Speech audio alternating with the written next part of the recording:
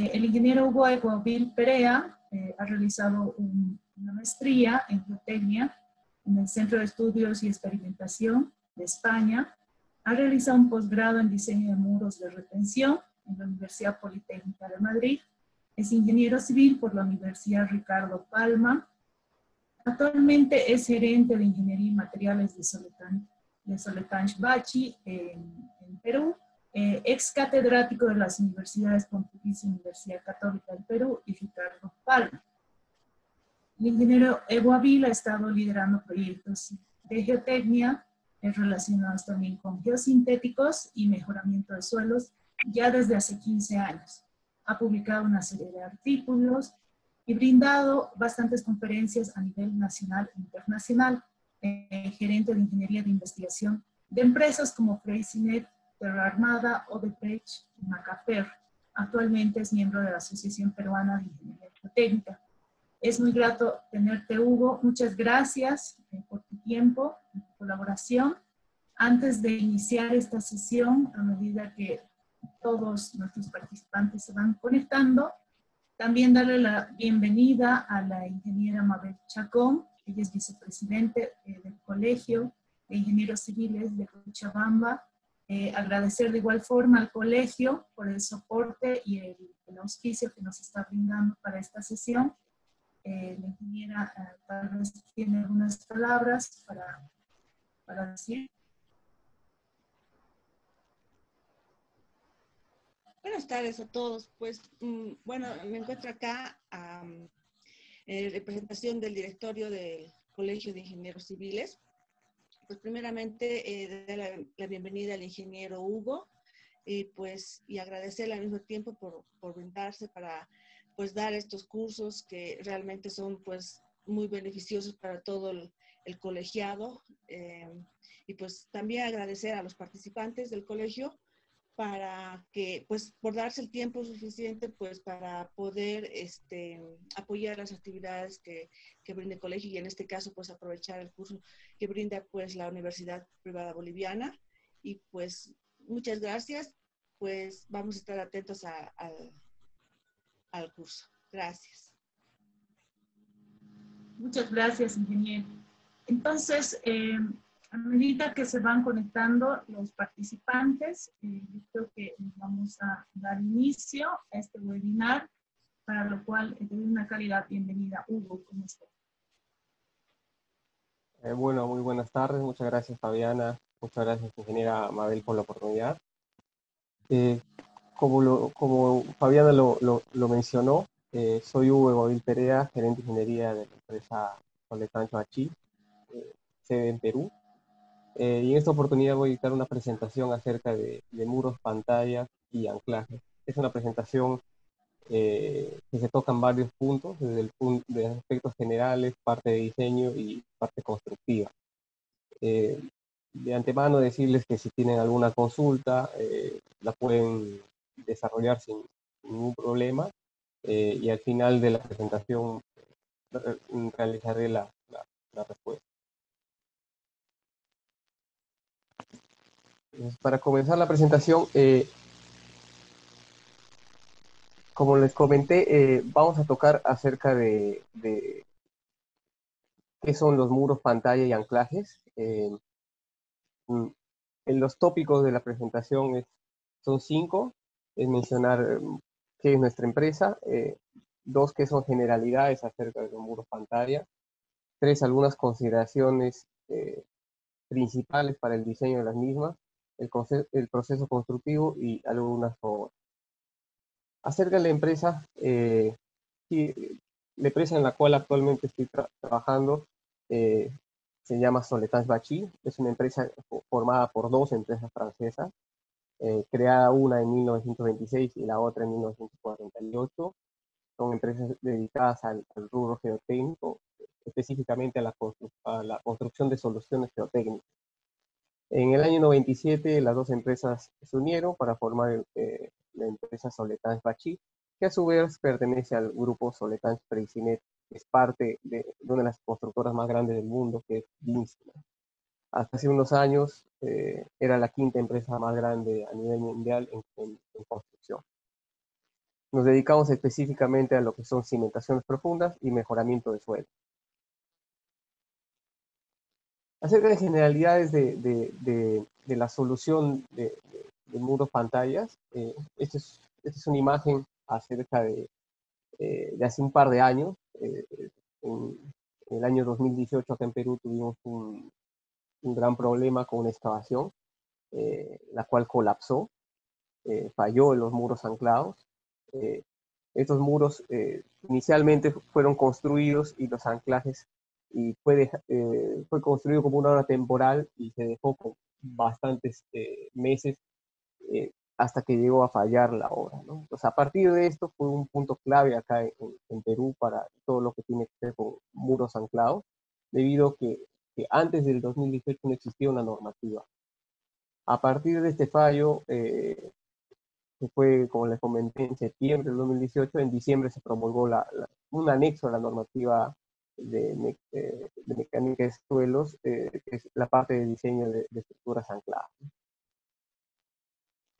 Creo que, si no me equivoco, por lo que me comentaron, al igual que acá en Perú, el muro anclado se conoce, o muro pantalla se conoce a la estructura que tradicionalmente se construye nivel por nivel.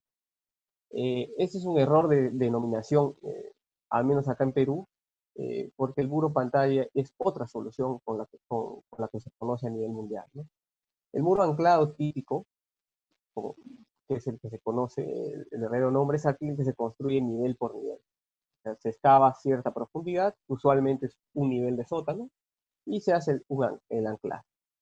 Y se va construyendo nivel por nivel, ¿no? Entonces, si se dan cuenta, en esta solución se hacen las estructuras de contención, es decir, los muros de concreto y los anclajes, conforme se va haciendo la excavación masiva, ¿no? Entonces, este es el muro anclado típico. Creo que en Bolivia también denominan a este muro el muro pantalla, ¿no? Entonces, hay un error de denominación que muchas veces confunde cuando se busca bibliografía en otros países. Eh, Esta es una solución que aplica usualmente en suelos que tienen buena resistencia y que no tienen presencia de nivel freático. Em, ¿Cuál es la desventaja de este tipo de muros? Es que por su naturaleza misma se va construyendo nivel por nivel y se va construyendo el muro conforme se va excavando. Esto genera que haya ciertos movimientos relativos eh, conforme se va construyendo y al final se tenga en la estructura excavada y en el muro de contención unas deformaciones que pueden terminar afectando las estructuras. Esto es común ver al menos en nuestro medio, que estructuras que están al costado de muros anclados sufren deformaciones y se mueven fisuras, ¿no? Entonces, esta es una solución que se utiliza, funciona correctamente bajo ciertos tipos de condiciones. El acabado o el muro de concreto hay dos formas de hacerlo, se hace mediante cofrados o mediante la técnica de shot, tipo concreto lanzado. Ambos tienen sus ventajas y desventajas. Lo típico acá en Perú es hacer ese muro con encofrado. Se está estudiando algunos proyectos para hacer concreto lanzado por la ventaja que tiene de reducir, ahorrar el tiempo en el encofrado, ¿no? Este tipo de muros, por ejemplo, nosotros lo aplicamos mucho en Centroamérica y en México. El muro pantalla, el verdadero muro pantalla, es una estructura que se construye antes de hacer la excavación masiva. Entonces, se construye el muro antes de hacer la excavación masiva y conforme uno va excavando, va colocando los anclajes. Entonces, si se dan cuenta acá las estructuras, estos muros pantallas, que pueden ser de distintos tipos de soluciones, se construye antes de hacer la excavación. Si se dan cuenta acá las grúas están construyendo los muros antes de empezar la excavación masiva. Eso tiene una gran ventaja de ahorrar tiempos en la excavación masiva, porque en la estructura de nivel por nivel, la excavación cerca de los anclajes usualmente es con el tipo manual. Y cuando tienes estructuras ya hechas, puedes hacer una excavación más rápida y también utilizar menos anclajes porque ya tienes un elemento de contención. También tiene una ventaja desde el punto de vista de seguridad, ¿no? Porque acá, a la hora de empezar a excavar, yo ya descubro el muro, voy descubriendo el muro de concreto. Si se dan cuenta, acá uno va excavando y va descubriendo el muro. En la otra técnica, yo excavo y no hay el muro de concreto. Entonces, dependiendo de los tipos de suelos, ya nos ha pasado acá en Lima, que en algunos casos hay accidentes, obreros atrapados, ¿no? Tiene un poco de desventaja la solución de muro anclado típico ahí, ¿no? En términos de seguridad. Entonces, el muro pantalla ya tiene esa condición, que uno va descubriendo el muro en base a cuando va haciendo la excavación masiva. ¿Cuál es la diferencia con el muro de concreto típico? Esto usualmente, el muro de concreto típico se excava para colocar el talón, se hace el muro de concreto y luego se rellena. Esto usualmente es un problema cuando se tienen estructuras cercanas o, por ejemplo, vías en las cuales uno tiene que tomar parte de la vía. Entonces, esto es un problema incluso social porque terminas quitando parte del ingreso a la vivienda. Esto con un muro pantalla se puede evitar esto, porque yo construyo el muro, con la estabilidad del muro lo da el empuje pasivo, es decir, el empotramiento, y no tengo que hacer un talón. Entonces, yo excavo sin afectarte. Eso en caso de muros de concreto armado o muros a gravedad, ¿no? Esa es la ventaja en el comparativo. Esto, por ejemplo, es un proyecto que tuvimos acá en Lima, en el cual necesitamos hacer un muro de concreto de una altura libre de 8 metros, en el cual la solución original era hacer un muro de concreto armado, pero para hacer el muro de concreto armado se debía invadir esta parte del acceso a la vivienda. Entonces era un problema porque la concesionaria no quería tener impacto sobre afectar a los vecinos. Entonces se hizo una solución de muro, pantalla en voladizo, ¿no? Una solución parecida a esta. Si se dan cuenta, el cerco de la obra está casi en paralelo al eje del muro, aproximadamente 1,5 metros, sin tocar la vía auxiliar.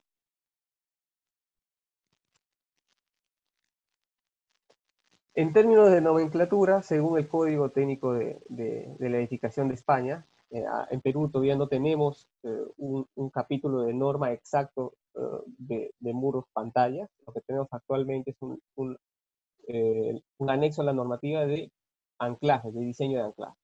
Las pantallas son elementos de contención de tierras que se emplean para realizar excavaciones verticales en aquellos casos en los que el terreno no son estables sin sujeción. Esta es la principal diferencia. Se construyen desde la superficie del terreno previamente a la ejecución de la excavación y trabajan fundamentalmente a flexión. La pantalla cumple una labor estructural y también de impermeabilización del vaso, pero no es un elemento totalmente terminado porque esto depende mucho de la naturaleza del terreno. Como yo hago el vaciado del concreto contra el terreno, entonces depende mucho del tipo de suelo. Cuando uno lo excava, la forma que va dando el caravista del muro, se podría decir, va a tomar la forma de cómo se ha realizado la excavación. Si es un suelo blando, usualmente la forma es casi plana. Si usualmente tienes gravas o suelo fino, tiende a ser un poco irregular, pero eso no es ningún problema porque hay una técnica de cómo dar el acabado a este tipo de muros. ¿Cuáles son las diferencias con los muros tradicionales? Como les comenté, se ejecuta previamente la excavación. Tiene un empotramiento del cual depende del tipo de terreno, las cargas, la altura libre, entre otros, el cual se tiene que diseñar. Y el empotramiento usualmente, como les comenté, es indispensable para la estabilidad porque parte de este muro trabaja bajo empuje pasivo. Y en el caso de los muros cantilever, como vimos hace unas imágenes, cuando no tienes restricciones laterales, prácticamente el empuje pasivo o el empotramiento es el encargado de dar la estabilidad a la estructura de contención. ¿Dónde se aplica, por ejemplo, muros pantalla? ¿En qué soluciones puedo en qué campos se pueden aplicar? Usualmente son en edificaciones, ¿no? Donde se tienen que construir sótanos, ya sean de poca profundidad, podemos hacer incluso muros de profundidades de un sótano, o ya profundidades mayores, ¿no? Actualmente nuestra empresa en México ha llegado a realizar hasta 18 sótanos, son profundidades que están aproximadamente hasta los 50 metros.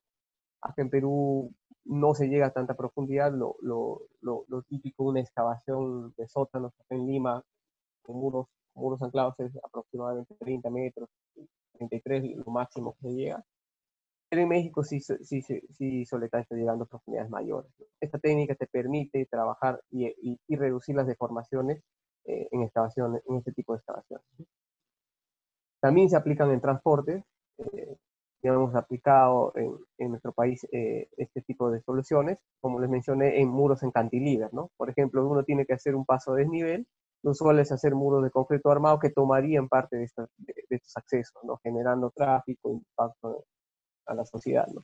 Yo un muro pantalla prácticamente no impacto a las zonas laterales, ¿no? Entonces, puedo hacer un muro ya sea vaciado in situ o puede ser un muro pantalla prefabricado, como es este caso, ¿no? Unos pasos de nivel en Colombia, ¿no?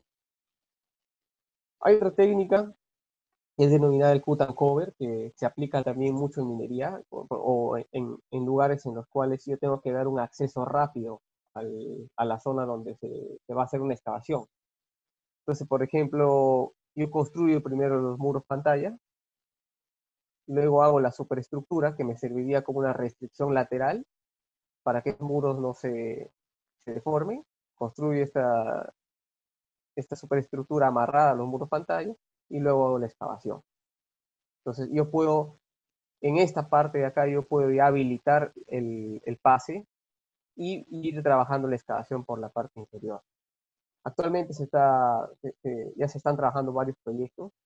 Por ejemplo, hemos hecho un proyecto en una mina en el cual esta mina necesitaba habilitar su stockpile, en el cual necesitábamos hacer una zona por donde se iba a colocar una futura faja. Entonces, pero no podían parar el almacenamiento del stockpile. Entonces, no podían hacer muros de concreto, que iba a tener una cierta pendiente la excavación porque iba a tocar los stockpiles, ¿no? Iba a interferir. Entonces nos pidieron hacer una estructura, proponer una solución, hicimos una solución de cut and cover, ¿no? Hacer las pantallas, rellenar, hacer la superestructura y luego si ellos siguen haciendo el almacenamiento mientras nosotros vamos excavando por la parte inferior. ¿Cuáles son las ventajas? Usualmente estos muros de contención se aplican ya sean en cantilever, como les mencioné. Si es en cantilever, el empotramiento da directamente la estabilidad de esta estructura. Si tiene soporte, pueden ser de distintas formas. Pueden ser soportes mediante vigas temporales o vigas definitivas, que son usualmente concreto armado, que son este tipo. Estas son vigas temporales, o troqueles que se denominan en algunos países. En el caso, por ejemplo, que yo no quisiera utilizar un anclaje, me quisiera ahorrar anclajes o no hay la posibilidad de colocar anclajes, porque quizás por acá hay un sótano, yo puedo utilizar estos elementos que son unos troqueles o restricciones temporales metálicas, o podría ser incluso de vigas prefabricadas. O en todo caso, realizar los anclajes activos temporales. Otra forma también sería realizar la superestructura, como les mencioné, en un caso de un cut and cover, y luego hacer la excavación y descubrir el muro, ¿no?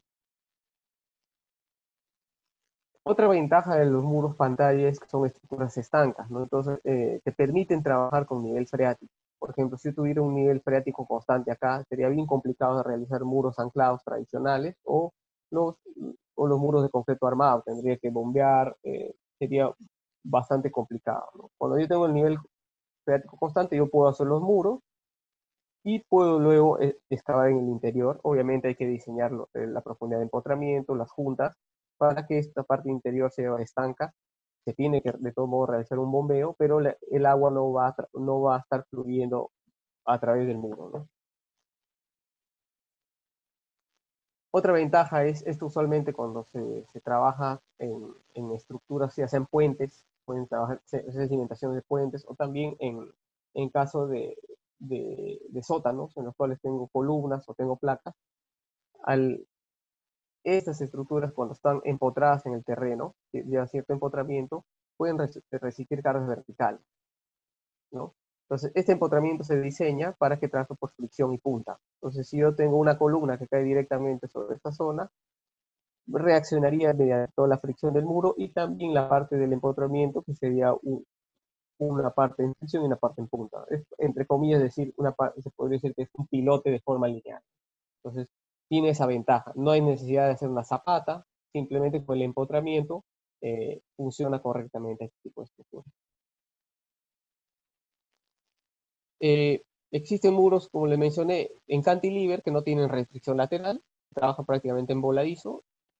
De forma general, la experiencia nuestra es usualmente estos muros depende del tipo de suelo, pero depende del tipo de suelo y de los espesores con los que se pueden diseñar.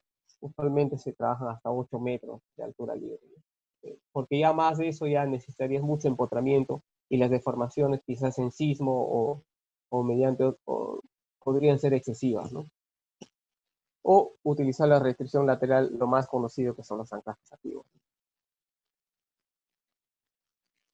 ¿Qué tipo de restricción lateral existe? Pueden ser, como les mencioné, pueden ser anclajes temporales. Por ejemplo, si yo no tengo mucha distancia entre muros, yo podría ahorrar ciertos anclajes con estructuras temporales. Tiene sus ventajas y desventajas. La gran ventaja es que estas estructuras yo las podría utilizar en otra obra, ¿no? No tienes mucha longitud y de repente menos de 15 metros o 20 metros, yo podría utilizar estas estructuras temporales, las retiro al final del cuando estoy construyendo los sótanos, la llevo para otra obra, ¿no? Y no estoy utilizando anclaje. La desventaja es que te castiga la excavación. Obviamente no puede hacer una excavación tan masiva, sino una excavación más puntual. Entonces, pero sí es una buena alternativa en ciertos tipos de proyectos, porque pueden ahorrar bastante miles de dólares esta solución. O, bueno, este es otro caso de otra restricción, porque ya cuando tienes luces muy, muy grandes, ya es una complicación porque el diseño de este elemento sería muy robusto y también quizás necesitaría elementos verticales. Se podría hacer esta otra alternativa. O lo más típico, como les mencionaba, es hacer anclajes, ¿no? Hacer los anclajes activos. Algunas consideraciones para diseño. El diseño, pues, como ustedes saben, es la teoría de empujes activos en reposo y empujes pasivos. Pero a grandes rasgos es, pues, imaginemos esta caja esta caja que tiene rellena de suelo y en un lado tenemos una pared que no es una pared fija, sino una pared móvil, ¿no? Entonces, para mantener esta pared en su posición, y acá el suelo va a ejercer un empuje. Entonces, para mantener esta pared móvil en su posición, yo tengo que ejercer una presión acá. Si no ejerzo ninguna presión, prácticamente esto fallaría, ¿no? Entonces, yo tengo que ejercer una presión acá. Si esta presión es más grande que el empuje activo, la pared ingresaría hacia el terreno. Si esta presión es menor, la pared se movería hacia afuera. Eso en grandes rasgos se podría decir que es la teoría de los muros anclados. Es conocer cuánto es la fuerza que necesito para que esta pared esté en su posición, no tenga deformaciones hacia el interior o deformaciones hacia la excavación. Entonces, la forma de calcular, hay varios tipos de metodologías. Desde un cálculo manual, que usualmente se hace cuando son estructuras bastante simples, quizás muros en cantilever, ¿no? Muros con anclaje, se podría hacer cálculos manuales, pero ya la tecnología nos permite utilizar ya programas de diseño y hacer los cálculos mucho más rápidos y con mayor fiabilidad, ¿no? Entonces, ¿cuáles son los métodos tradicionales de diseño? Es el método más conocido o el que se utiliza más para diseñar una pantalla. Es el método de tensión de deformación mediante coeficiente de balaje. Usualmente se utilizan, al menos nosotros como grupo, como empresa, los ábacos de Chadison, que son ábacos conocidos. Una imagen siguiente se lo voy a enseñar. Otro caso es utilizar una metodología de equilibrio límite, que es conocida. Pueden utilizar cualquier programa para cálculo de equilibrio límite, o en otro caso pueden utilizar programas de elementos finitos. Estas son las tres metodologías usuales de cálculo que se utilizan. Quizás la más utilizada por las empresas o por diseñadores es la primera, ¿no? Tensión de deformación, y luego se tiene que hacer un análisis de equilibrio. El método de tensión de deformación lo que nos da son, por ejemplo, cuáles son las deformaciones en la pantalla, la envolvente de momentos importantes, nos da también la fuerza de los anclajes que necesito, y en un método de equilibrio límite, cuando ya tengo diseñado los anclajes en la pantalla, yo calculo cuánto es el factor de seguridad de la excavación. Estos dos sí se tienen que hacer sí o sí. Yo partiría haciendo un método de equilibrio límite, no podría saber cuánto es la deformación en una pantalla.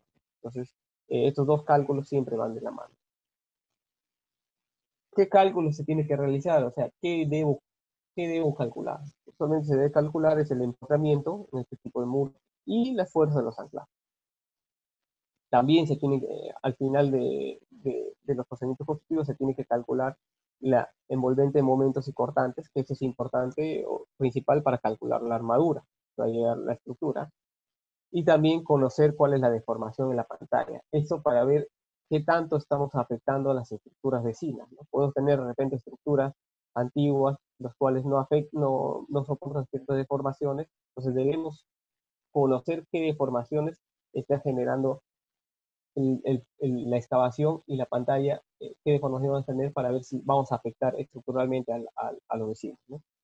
Y al final calcular el factor de seguridad mediante equilibrio libre. El cálculo mediante coeficiente de balasto se realiza, este es un programa, ahí existen varios programas comerciales, este es uno que utilizamos en el grupo. La gran ventaja de utilizar los métodos de tensión de formación o conocidos como módulo de balasto es que se modela el procedimiento constructivo. Entonces, yo voy modelando el paso a paso de la construcción y voy viendo cómo la pantalla se me va deformando durante la excavación. Por ejemplo, este son el perfil de suelo, yo hago la construcción del muro, si se dan cuenta todavía no hago la excavación masiva, los desplazamientos, momentos y cortantes son prácticamente cero, porque no todavía empecé a excavar. Empiezo a excavar para colocar el primer anclaje, hay una cierta deformación que generan ciertos momentos y cortantes. Coloco el primer anclaje o la primera restricción, sigo haciendo la excavación, se genera más deformación, va generando momentos y cortantes, coloco el siguiente anclaje o la siguiente restricción, vuelvo a hacer la excavación, vuelven a aparecer deformaciones, momentos y cortantes, coloco el siguiente anclaje y así sucesivamente hasta llegar al fondo de la excavación. Una vez que llegué al fondo de la excavación, si se dan cuenta que tiene un empotramiento en la pantalla, yo empiezo a realizar las distintas combinaciones. Por ejemplo, en una excavación de un sótano, una vez que llegué al fondo, el siguiente paso es construir las losas. Empiezo a construir las losas, nivel por nivel, aún están los anclajes colocados. Si se dan cuenta, las losas todavía casi tienen prácticamente cero de carga, no tienen compresión. Y el siguiente paso, ¿cuál es? Es prácticamente quitar la tensión a los anclajes, porque ya las losas son las restricciones laterales del muro. Entonces, una vez que yo quite estas cargas, estos anclajes, las losas van a entrar a compresión. Entonces, si se dan cuenta aquí, estamos casi en cero. Cuando yo quito estos anclajes, prácticamente las losas empiezan a entrar en compresión. Y así vamos generando los distintos pasos. Por ejemplo, acá en Perú también tenemos el sismo, genero las acciones debido al sismo, tengo unos desplazamientos, momentos importantes, y al final lo que nos interesa para el diseño mecánico es prácticamente la envolvente, ¿no? Ver cuáles son la envolvente de desplazamientos para saber en qué orden estamos andando. Si se dan cuenta que hay un desplazamiento de cabeza mínimo 3 milímetros, pero a nivel, este desplazamiento va en orden de cómo he colocado los anclajes, ¿no? A la mitad del muro más o menos 1.5 centímetros, y tengo el diagrama de momentos cortantes. Esto sirve para ver dónde voy a colocar la armadura y en qué sentido, ¿no? El cálculo mediante equilibrio límite es prácticamente lo que hemos hecho acá, lo que hemos prediseñado en esta parte de la profundidad de la pantalla, del espesor de la pantalla y de los niveles de anclaje, pasarlo a equilibrio límite para saber qué factor de seguridad estoy obteniendo, ¿no? Pues en este caso tengo un factor de seguridad de 1.4. Dependerá de las normativas locales ver si ese factor de seguridad es suficiente o no. Entonces eso puede caber la posibilidad de que de repente necesitemos subir más de 1.5. Entonces quizás por equilibrio límite hay que aumentar de repente la carga en los anclajes, ¿no? Entonces, si se dan cuenta, acá no hay deformaciones, no se conocen ni envolventes ni cortantes en los muros, ¿no? O el otro cálculo es hacer mediante elementos finitos, que es mediante software más potente. En este tipo de elementos, en este tipo de cálculos, se pide también mayor información geotécnica. Hay que tener también bastante cuidado con esto. Este programa, la ventaja es que se puede modelar también el paso a paso constructivo de estas soluciones. Entonces se puede obtener lo envolvente en momentos cortantes, incluso se puede calcular un factor de seguridad de equilibrio límite mediante un método, y se obtiene deformaciones también. Es un método mucho más exacto, pero necesitamos mayor información. Como les mencioné, el fin de hacer el paso a paso constructivo del muro, es decir, modelar en los programas de diseño a qué profundidad voy a hacer la primera excavación, a qué profundidad voy a colocar el primer anclaje, luego excavo hasta el siguiente anclaje, hago el pensado del anclaje, ¿para qué nos sirve? ¿Con qué fin se hace esto? ¿Y por qué no hago solo el cálculo mediante el equilibrio límite y lo diseño? Hacer el paso a paso nos permite optimizar el diseño. Hacer el paso a paso nos permite obtener un envolvente y saber exactamente dónde voy a necesitar el acero exacto, ¿no? Entonces, hay casos en los cuales, para ser conservadores, quizás se coloque el acero crítico a toda la profundidad de la pantalla, ¿no? Quizás en pantallas cortas, 8 metros, podría ser viable, ¿no? Porque la longitud de las armaduras normalmente son 9 metros, ¿no? Quizás se podría construir una sola armadura, ¿no?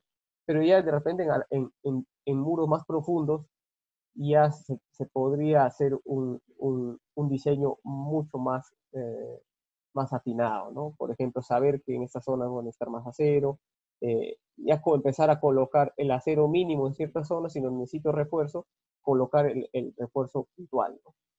Entonces, la envolvente o hacer el paso a paso constructivo y calcularlo, sirve para poder optimizar los diseños. Mediante este envolvente, lo que se hace es ya empezar a diseñar la armadura, ¿no? Durante el diseño de la armadura o durante mejor dicho, el detallado de la armadura en este tipo de soluciones, es importante el procedimiento constructivo.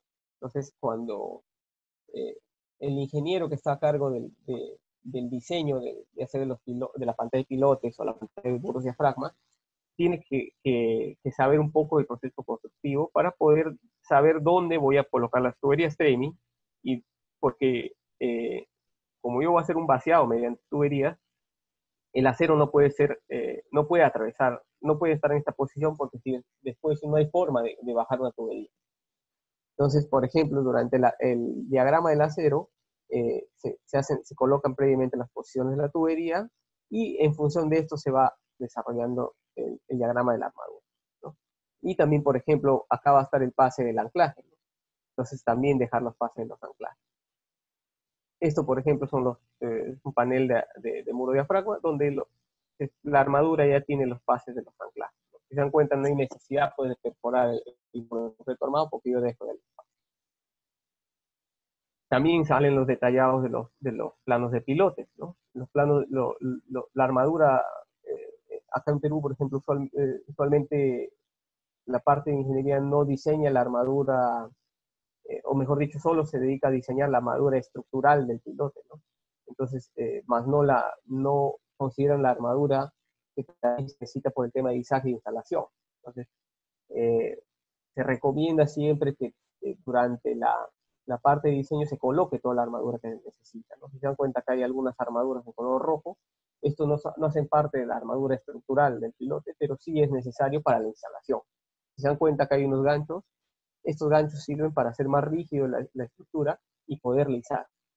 Entonces, si yo no considero estos ganchos, usualmente el metrado del acero termina siendo un adicional, ¿no? Entonces, y no es un adicional, no es un adicional, no es un bajo adicional. Usualmente este adicional, dependiendo del pilote, el diámetro de la pantalla, termina siendo entre un 5 o el 10% adicional a la cantidad de acero que se tiene. Entonces hay que tener un poco de cuidado cuando se hacen los metrados y la consideración de acero.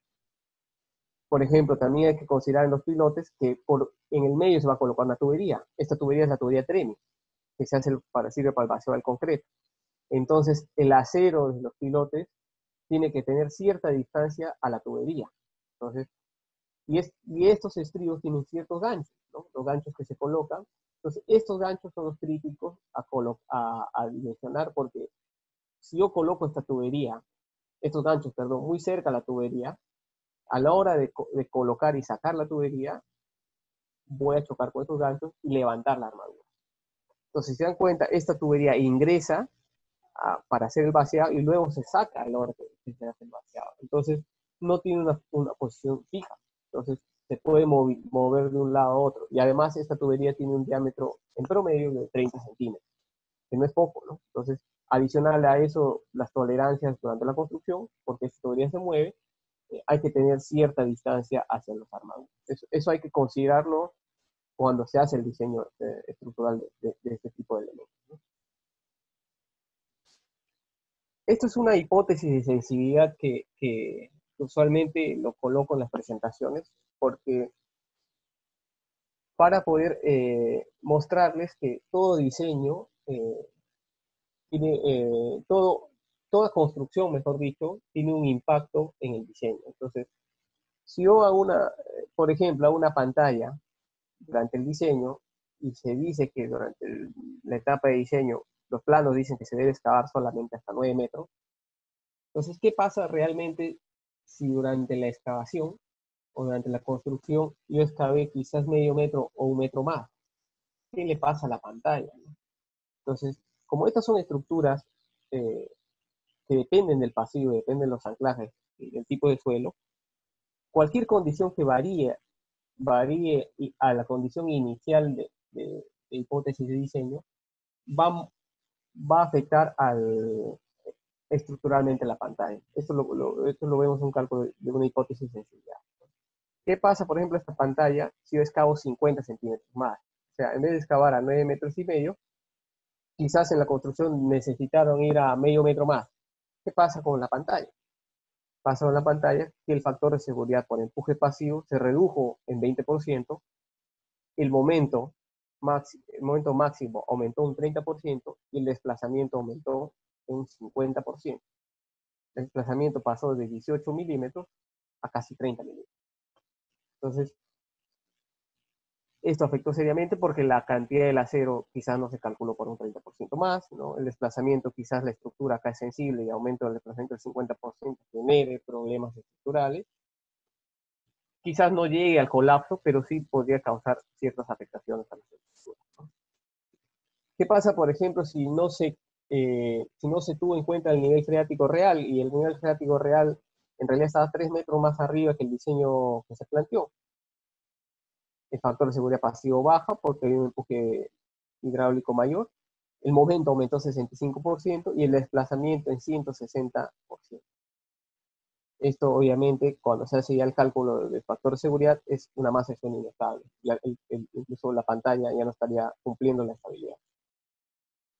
Otro caso es, por ejemplo, que los parámetros de resistencia de los materiales no sean los mismos o no sean los que se han considerado en el diseño, se tenga otro tipo de material cuando se excava, se ve que el material es distinto, ¿no? Quizás no se hizo un correcto estudio geotécnico o se encontró otro material diferente. ¿Qué pasa? Por ejemplo, el factor de seguridad pasivo es 1. En este caso, por ejemplo, que el ángulo de fricción inicial era 35 durante la etapa de diseño y al final fue 30. ¿Qué generó esto? Que el pasivo sea un factor de seguridad sea 1, el momento aumentó en 50 y el desplazamiento en 120%. Esto es una masa de suelo inestable. El muro prácticamente está fallando. Esta hipótesis de sensibilidad, como les comenté, nosotros la colocamos porque es importante que la parte constructiva o la parte de operaciones sepa en qué impacta quizás excavar un poco de más, o si yo estoy excavando y quizás no leí el estudio geotécnico y el encargado de operaciones empieza a excavar y no se fija que realmente hay un cambio en el tipo de suelo y no lo informa, cómo puede impactar al diseño de la estructura, ¿no? No hay que esperar pues llegar hasta el final de la excavación para recién informar que el suelo encontrado es distinto, ¿no? O llegar a la máxima excavación informar que cabe quizás 1 metro más. Entonces, esto sirve para darse cuenta que cualquier cambio a las condiciones iniciales deberían ser informados a las respectivas áreas de ingeniería porque tiene un gran impacto en el diseño de las estructuras.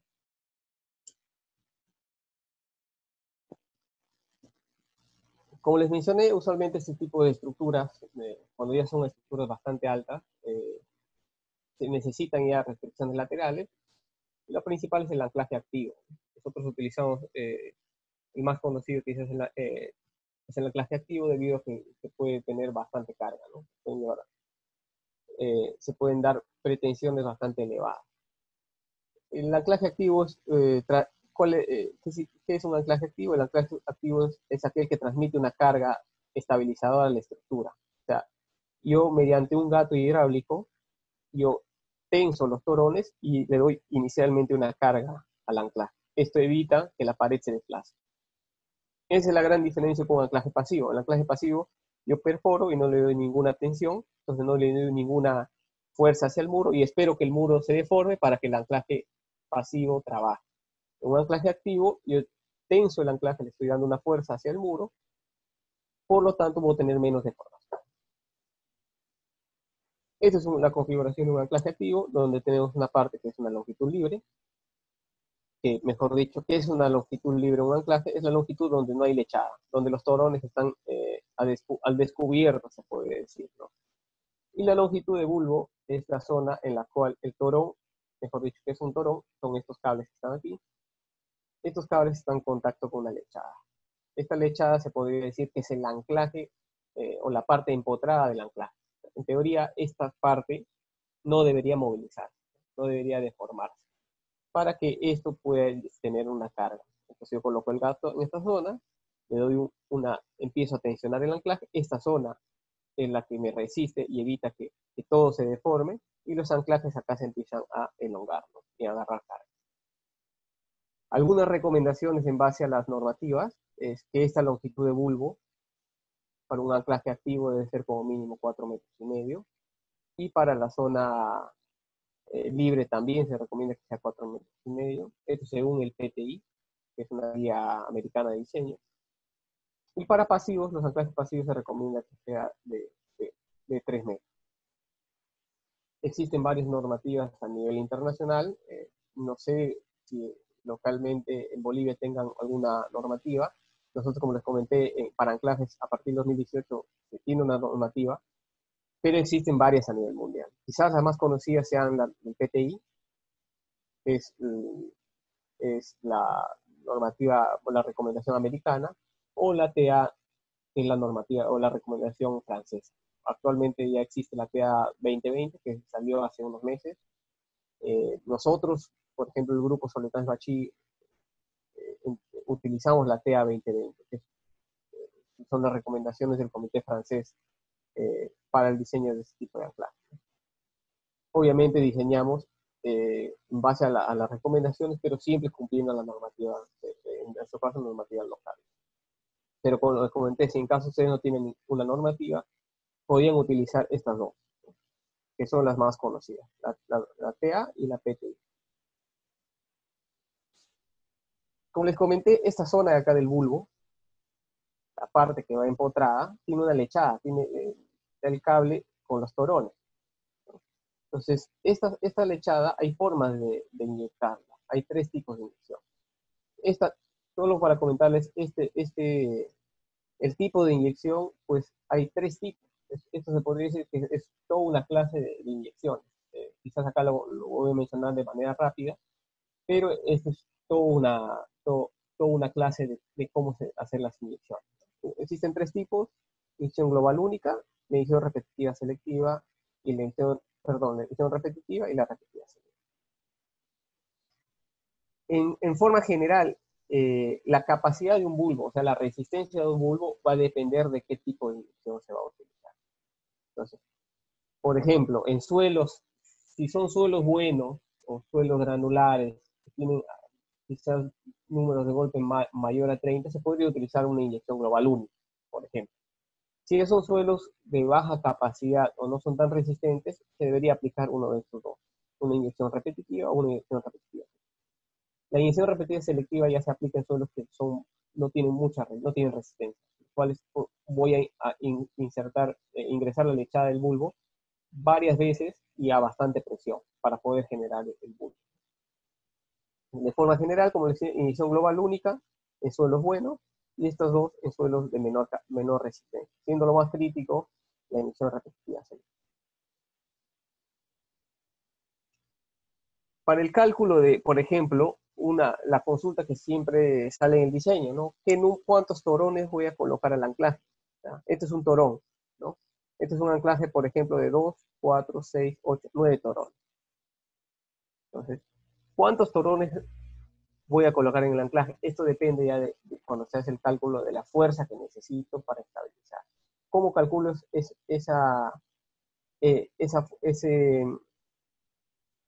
cómo calculo, por ejemplo, la resistencia de un torón, de uno solo de estos torones?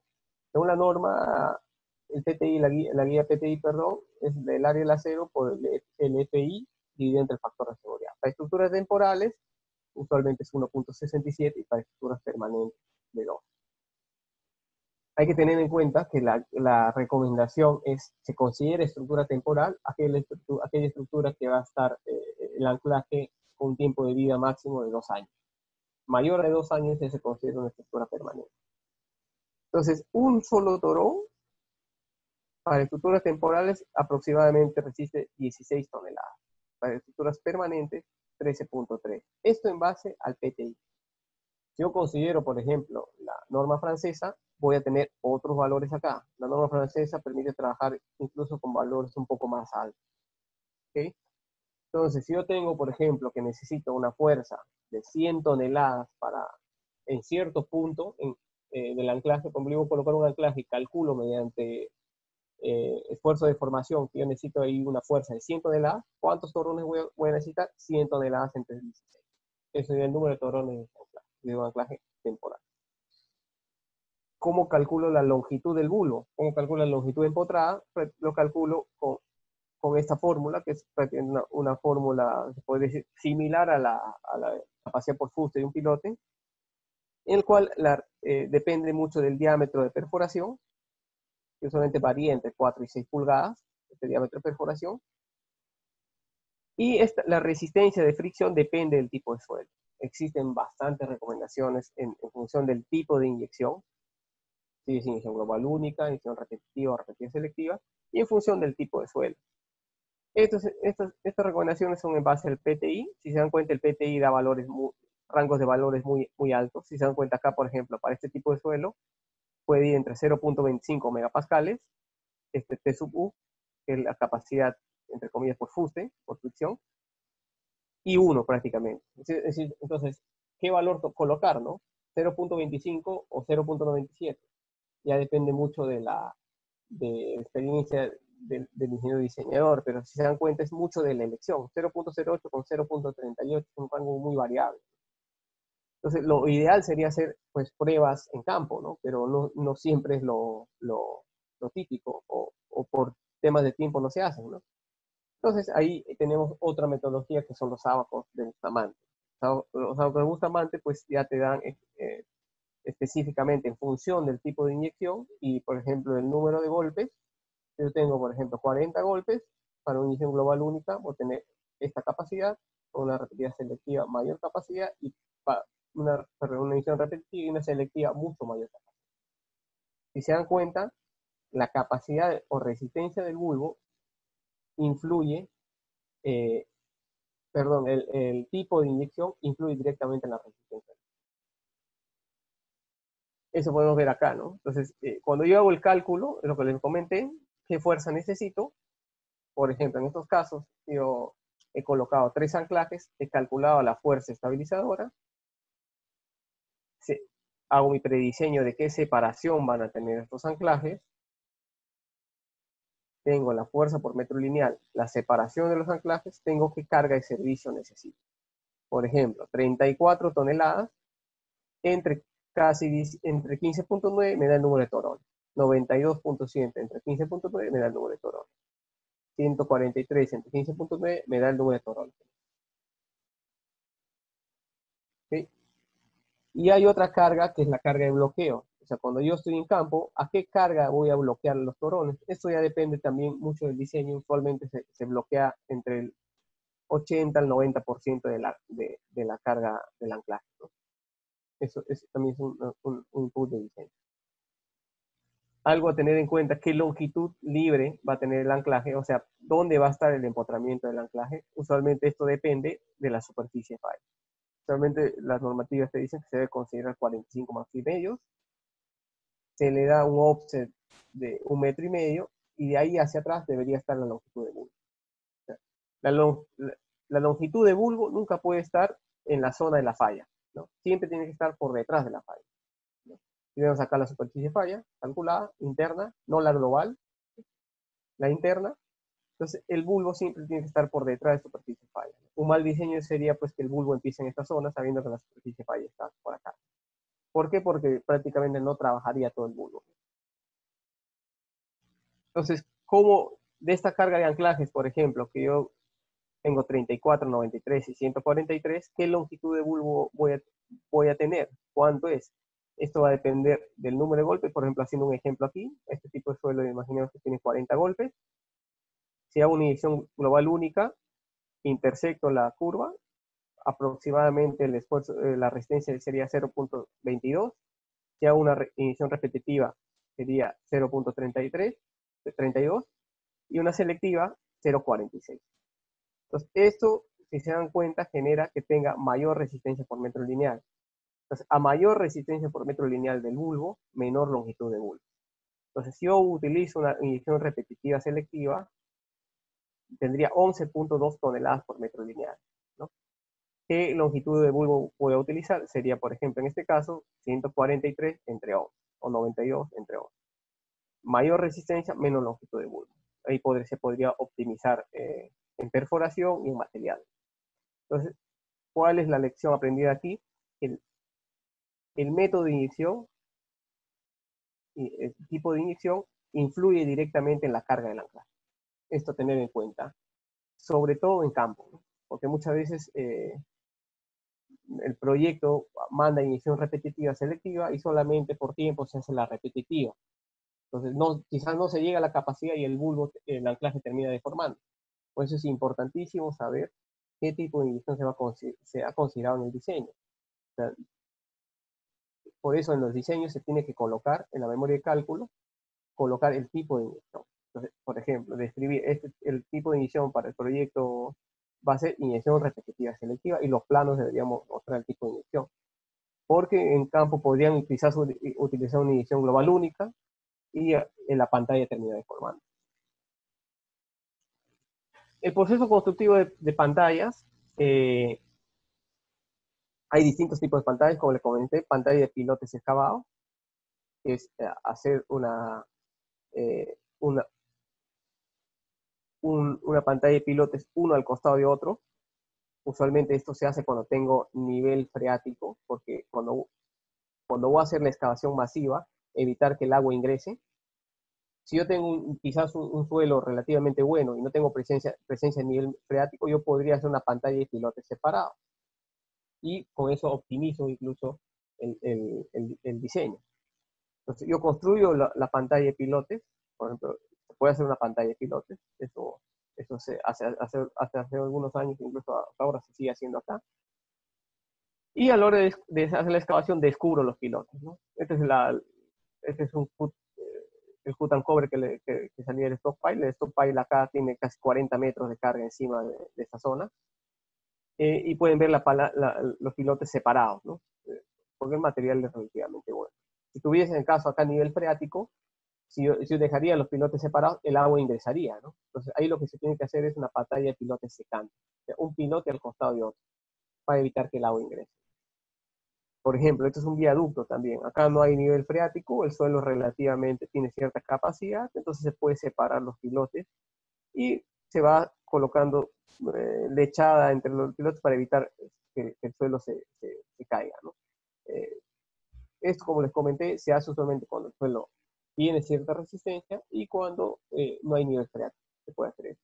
La pantalla de pilotes separados la cual al final se tiene que hacer un acabado cara a vista, ¿no? Porque es bien complicado pues, que queden los pilotes separados por términos arquitectónicos, ¿no? Se hace un acabado cara a vista, ¿no? Solamente se coloca una malla de temperatura que va empernada al muro, a los pilotes, y luego se coloca el acabado, ¿no? El otro tipo de pantallas, si se dan cuenta aquí, por ejemplo, este es un muro pantalla que sirve como cimentación directa de un puente, ¿no? Acá el estribo no es un estribo de muro de concreto armado, no, el estribo es una pantalla de pilote.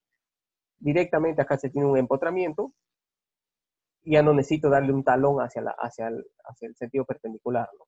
Entonces directamente acá el, el puente descansa sobre la pantalla de piloto.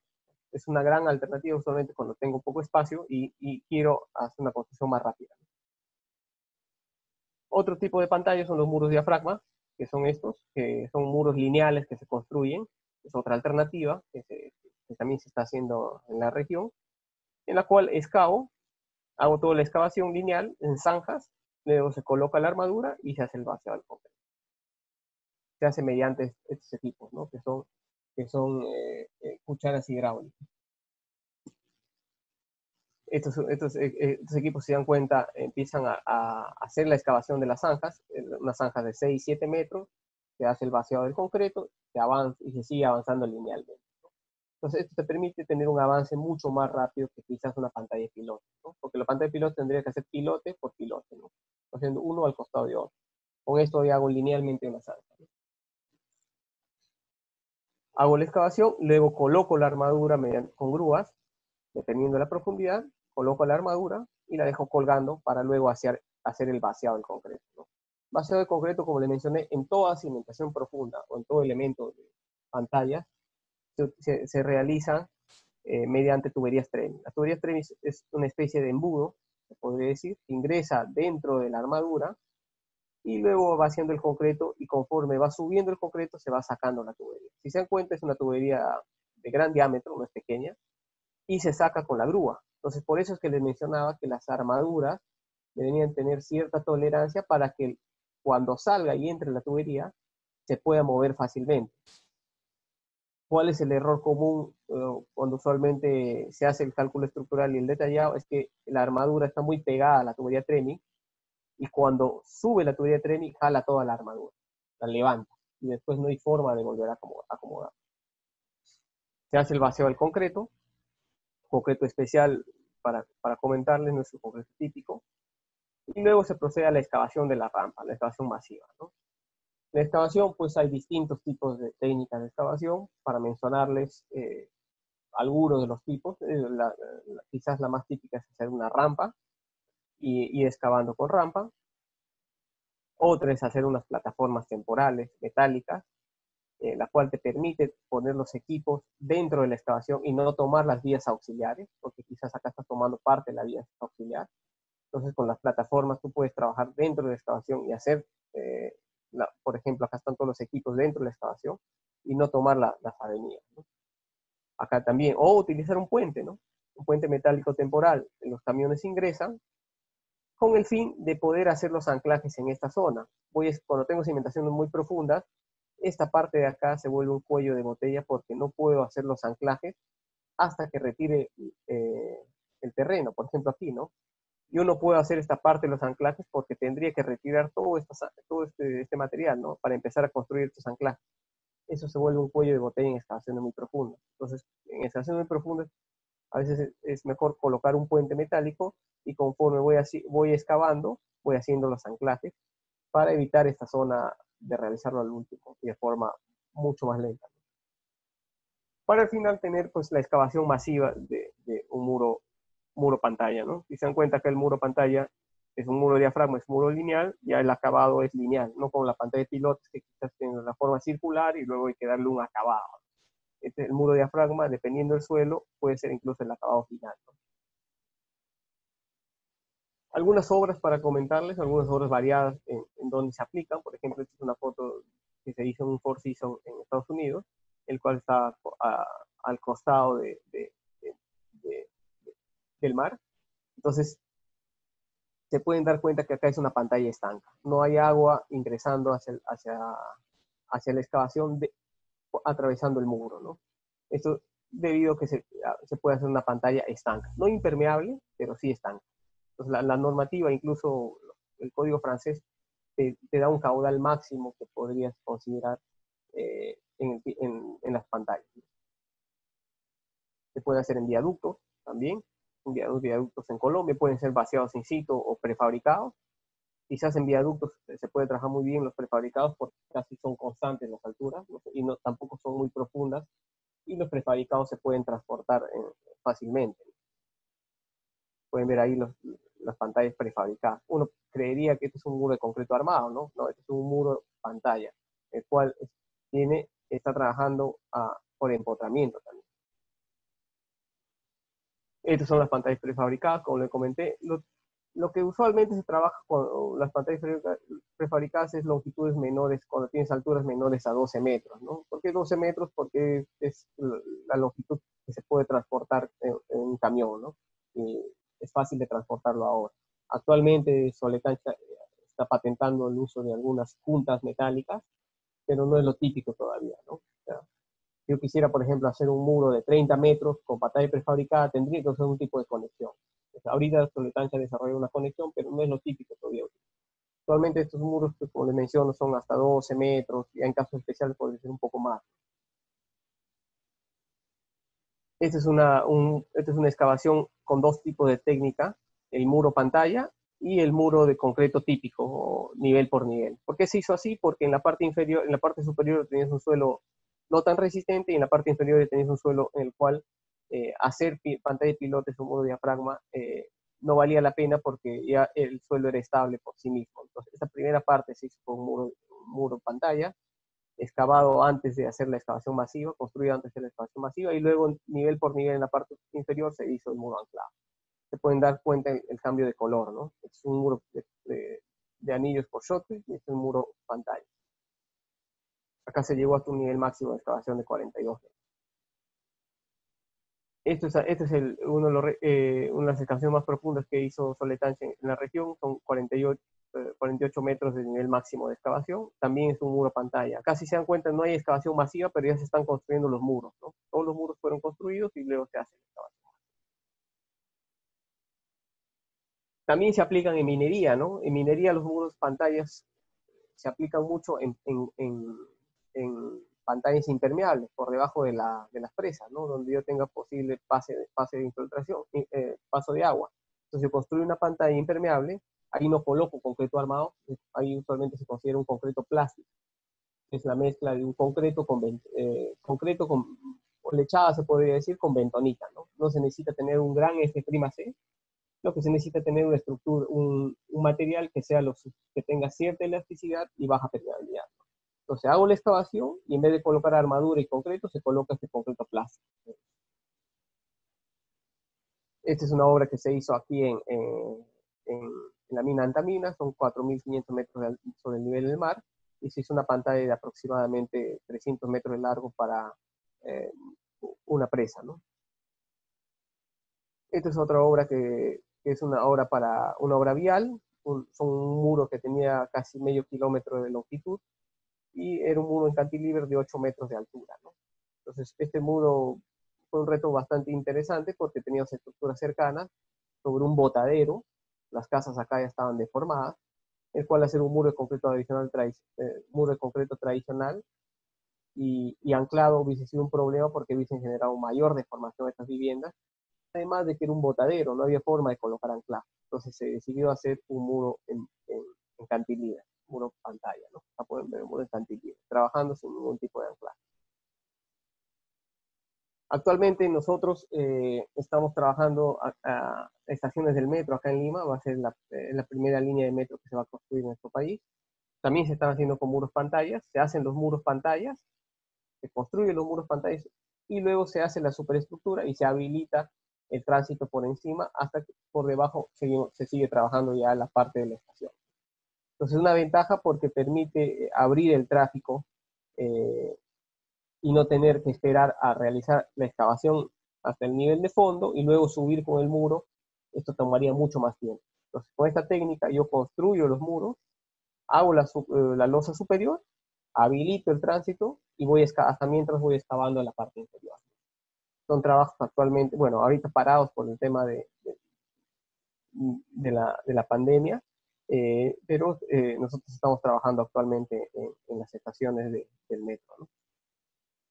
Como les mencioné, acá esta es una obra crítica que tenemos actualmente en el Perú, por lo tanto se están trabajando en 2 turnos, turno de día y turno de noche, ¿no? Trabajo constante siempre.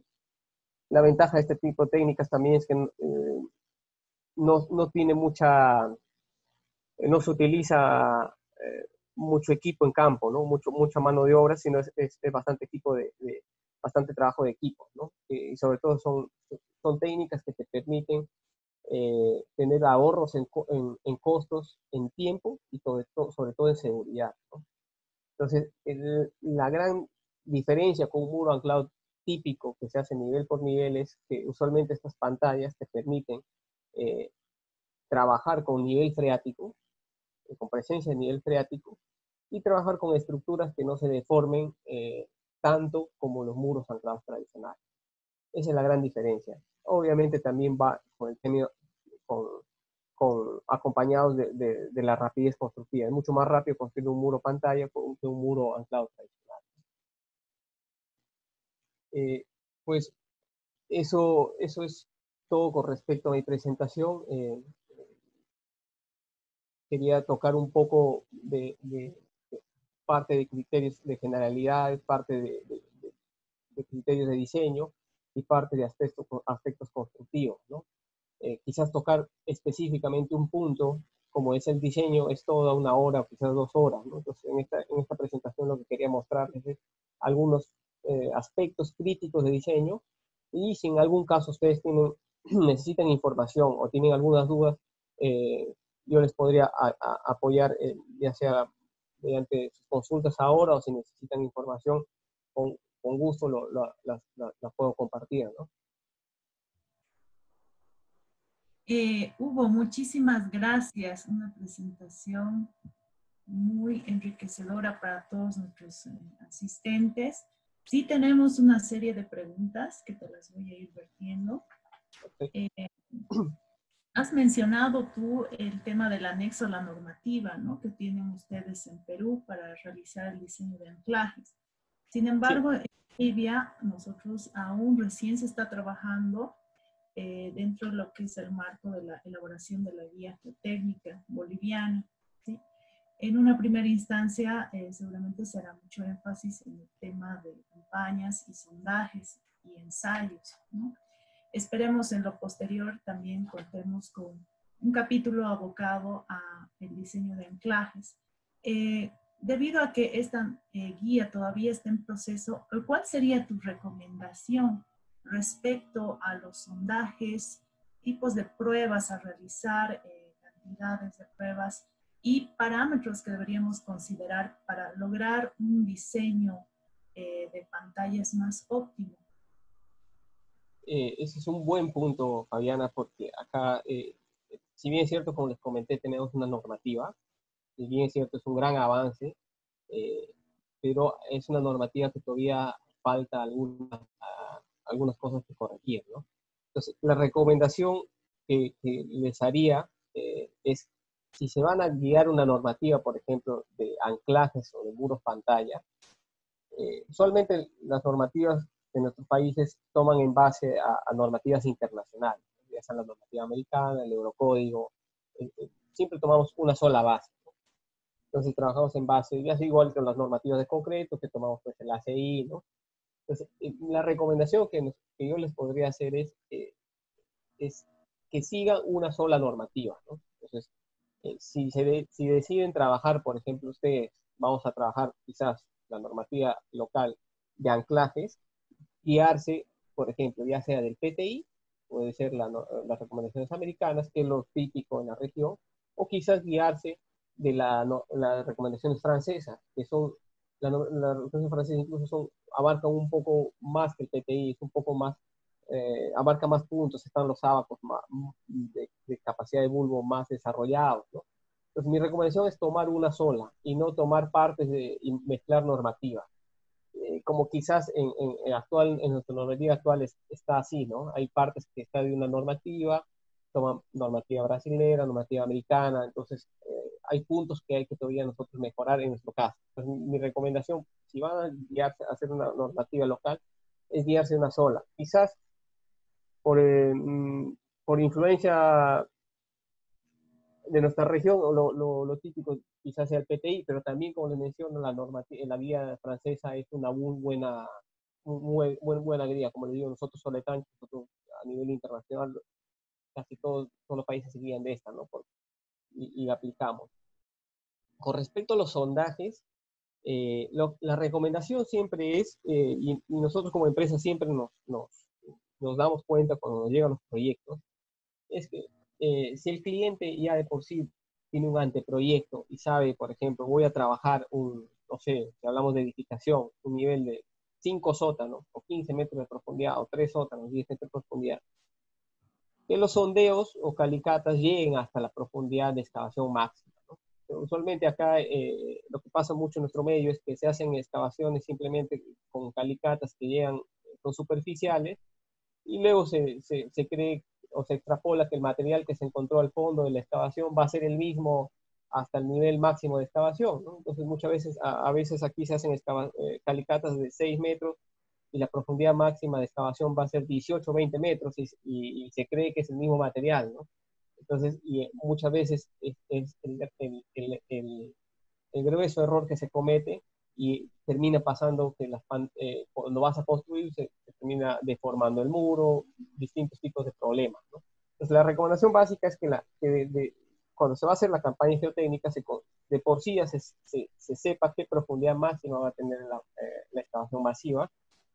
Nosotros acá usualmente los parámetros para diseño de este tipo de estructuras, se recomienda pues conocer los parámetros tanto geotécnicos como fricción, cohesión, peso específico, los parámetros también de deformación, los módulos de elasticidad, de Poisson, para ver la parte de deformación. Y usualmente cuando se diseña el agua en función de los métodos de extensión de deformación, esto depende mucho ya de los ángulos de fricción. Pero lo básico es conocer los parámetros de resistencia, los parámetros de deformación, y desde el punto de vista constructivo, esto es importante porque muchas veces no se considera, tener una referencia del número de golpes de SPT, ¿no? Por ejemplo, eso es muy importante, sobre todo a la hora de hacer los rendimientos en cuanto a pilotes o en cuanto a pantalla. Entonces, porque cuando uno va a hacer una programación de obra o va a hacer saber cuánto me voy a demorar a hacer la pantalla o perforar un pilote general para un puente, yo le doy al constructor el ángulo de fricción y cohesión. Al constructor usualmente no le dice nada de eso, ¿no? O sea, lo que ellos necesitan es un parámetro más tangible, usualmente ese es el número de golpes, para poder conocer usualmente la parte de avance de obra, ¿no? La recomendación es que se llegue a la profundidad que va a tener la profundidad máxima de excavación, usualmente que se calculen los parámetros mediante la metodología de ensayos locales que más se hagan localmente, parámetros de resistencia y parámetros de formación, y también se conozca se forma de conocer, o se puede hacer un estudio técnico en el cual abarque números de golpes y velocidades de onda de corte, mucho mejor, ¿no? Pues acá en Perú, por ejemplo, se utiliza mucho las velocidades de onda de corte y ya estamos familiarizados también con la resistencia, o quizás con los avances que se podría tener en función de esto. Gracias, Hugo. Sí, y correcto, y muy importante también lo que mencionaste, ¿no? A medida que se vayan haciendo las excavaciones, ir verificando el tipo de material que está presente. Muy importante esa acotación que existe. Sí, Bueno, eso sobre todo porque pasa que a veces el de operaciones, la parte de campo, no avisa a la parte de ingeniería que el terreno ha cambiado, ¿no? Entonces, y cuando se empieza a hacer la excavación masiva, la pantalla se deformó. Entonces, otro dato importante que me estaba olvidando es de vital importancia es conocer las estructuras vecinas.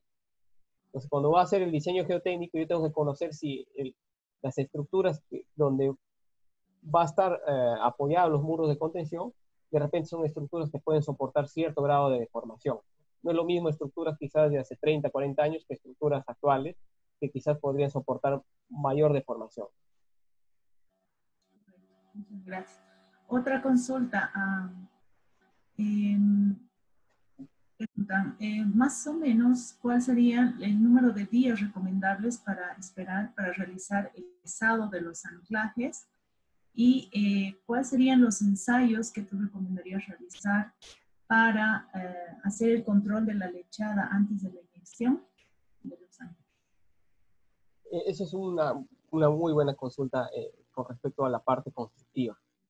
El PTI quizás es una de las pocas guías que te dice cuánta es la resistencia mínima de la lechada que debe tener a la hora de pensar.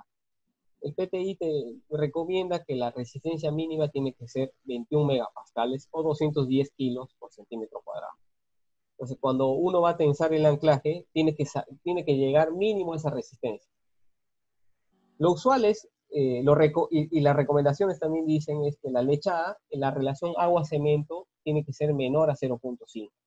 Entonces, si yo no considero ningún aditivo, lo típico acá en Perú al menos es que se llegue a la resistencia de 210 kilos por centímetro cuadrado en 5 días. Pero lo más recomendable es hacer, antes de hacer la inyección, hacer pruebas, ya sea sin aditivo y con aditivo, para ver en cuántos días realmente estoy llegando a la resistencia de 210 para poder hacer el pesado. Entonces, por ejemplo, como les mencioné, acá tuvimos un proyecto en Lima que nosotros hicimos 2 pruebas, sin aditivo y con aditivo. Sin aditivo nos daba que a partir del 5.º día podía llegar a 210, entonces al 5.º día la gente de operaciones recién podría hacer el tensado, y utilizando un aditivo que quizás es un poco más caro en términos de costos por metro cúbico, pero con el aditivo bajábamos el tiempo a 3 días. Entonces, son 2 días de avance que la gente de obra puede hacer la excavación. Entonces, ya es hacer un término de costos. O sea, lo mínimo que tiene que llegar son 210 kilos por centímetro cuadrado, y en función del diseño que se haga en campo, ver en cuántos días llego a esos 210. Entonces, la recomendación en términos de ensayo es hacer los ensayos iniciales para conocer si voy a usar o no aditivo, cuánto es el tiempo que voy a llegar a los 210 kilos por centímetro cuadrado, y el otro, y de ahí hacer un muestreo cada cierto tiempo, ¿no? Puede ser un muestreo semanal, un muestreo cada 2 semanas, porque como son usualmente 2 o 3 cosas que se utilizan, el agua, el cemento y el aditivo, no hay mucha variación, ¿no? Y lo otro que se recomienda también es el sangrado, ¿no? Hacer una prueba de sangrado en la lechada para ver si no está perdiendo agua.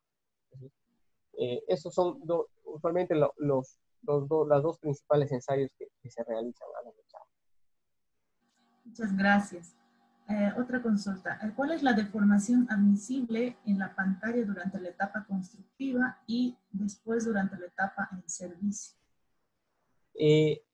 Este es un punto bastante debatible porque en ninguna guía de diseño, acá en Perú al menos, o de las que conocemos, existe un punto del cual te diga cuánto es la deformación máxima. Si bien es cierto, son estructuras flexibles porque admiten cierta deformación, una pantalla, pues antes que falle, se deforma bastante, pero la pantalla en sí no es el término crítico. El término crítico o la condición crítica no es la pantalla. La condición crítica es la estructura vecina. Entonces, si yo tengo un muro pantalla, por ejemplo, voy a mostrar una foto. No sé si siguen viendo mi pantalla. Correcto, Vale. estamos listos. ¿Me están viendo la presentación? Sí. Ok, les muestro aquí. Si yo tengo este muro pantalla, el cual tengo viviendas cercanas, la máxima deformación admisible no va a depender en sí de la pantalla, sino va a depender de cuánta deformación me va a admitir la estructura cercana. Puede ser el caso que yo tengo directamente una cimentación en una estructura, y lo ideal es preguntar al estructural cuál es de las viviendas cercanas, hacer un mapeo y que ellos nos den cuánto es la deformación máxima que podría admitir esta estructura, ¿no? De manera general, usualmente lo típico es considerar 1 pulgada, en el orden de 1 pulgada de deformación máxima, ¿no? Eso al menos nosotros trabajamos en ese orden, si en caso no conocemos la estructura. Hay estructuras críticas en las cuales nos dicen lo máximo, o vienen los estructurales y nos dicen lo máximo que puedes considerar para este proyecto es 1 centímetro.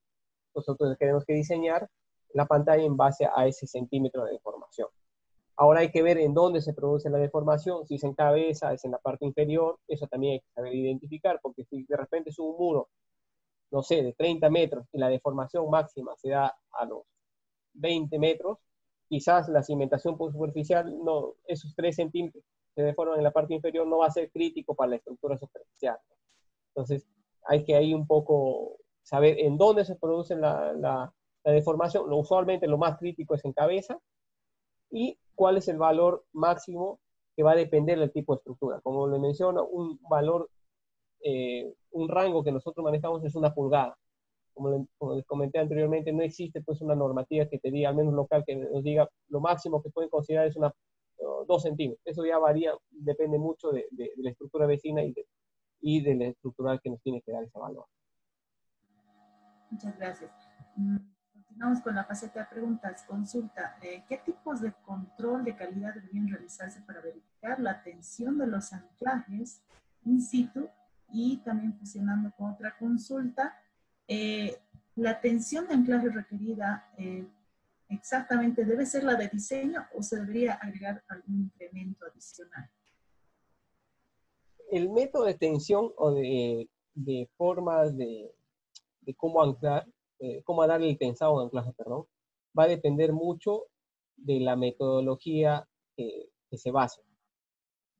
Por ejemplo, si uso el PTI, una forma de tensar es distinta a la que usar la normativa francesa. Son 2 filosofías totalmente similares, pero muy distintas, sobre todo en la parte de carga y descarga.